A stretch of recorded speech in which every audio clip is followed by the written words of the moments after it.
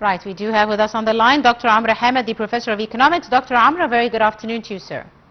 Good afternoon. Thank you very much, Doctor, for your time.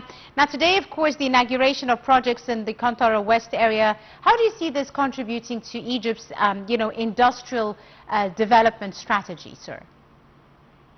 The inaugurated projects turn policy into capacity. Yes. They build the manufacturing floors and they create export-oriented production and demonstrate that Egypt can host large foreign value chain players, such as especially in the textiles, the apparel, the accessories, and so on. That should, if done in the right way, it should increase industrial output, export volumes, of course, and real foreign direct investment, which is key for the development of the country. And that's all core goals of Egypt's industrial strategy. And the recent factory opening in Kantara West, of course, will add thousands of direct jobs and raise export capacity in priority sectors, again, like the textile and garments, for example. Yes. Absolutely, Dr. Amr. How do you see, the development in this area of Kantara West reflecting Egypt's broader goals of becoming a regional hub for production as well as exports and substituting imports? Yeah, well, the Suez Canal zone especially provides the platform, the special legal tax regimes, ready industrial blocks, port and logistics connectivity, and the one-stop investor services.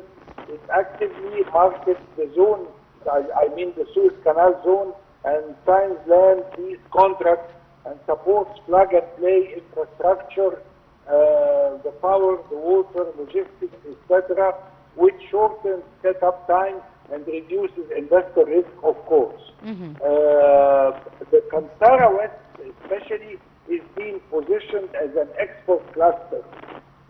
Like the production largely for overseas markets, integrated with nearby ports and the Suez Maritime Corridor, of course. Indeed. By hosting multinational manufacturers and linking factories to export logistics, the zone helps the country, I mean Egypt, to capture regional supply chain business and scale manufacturing that can serve Europe, Africa, and the Middle East. Recent contracts explicitly target export-oriented outputs. Indeed. And finally, Dr. Amr, what incentives are being provided to investors to support localization of industries in Kantara West? Predominantly textiles, ready-made garments, home textiles, and related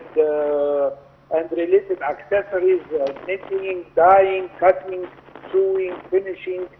There are also food processing and logistics projects, but the textile apparel value chain is the explicit priority for clustering and localization in Kantara West.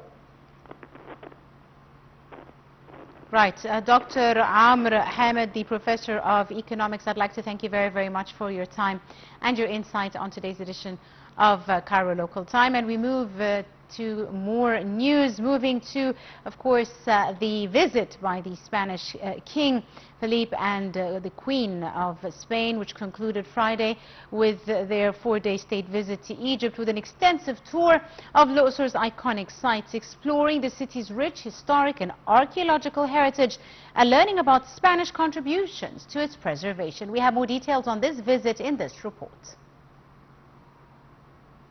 King Philip VI and the Queen of Spain concluded on Friday their 4-day state visit to Egypt with an extensive tour of Luxor's iconic sites, exploring the city's rich historic and archaeological heritage and learning about Spanish contributions to its preservation. The Spanish royals toured the Luxor Museum, where Spanish archaeologists presented several pieces discovered during their excavations carried out as part of archaeological projects. The royal couple then visited the Valley of the Kings, a UNESCO World Heritage Site since 1979, where they explored the tombs of Ramses V, Ramses VI, and Seti I. They also toured the excavation site of the Temple of Millions of Years of Thutmose III project, where tombs spanning 4 historical periods of Egyptian history were discovered.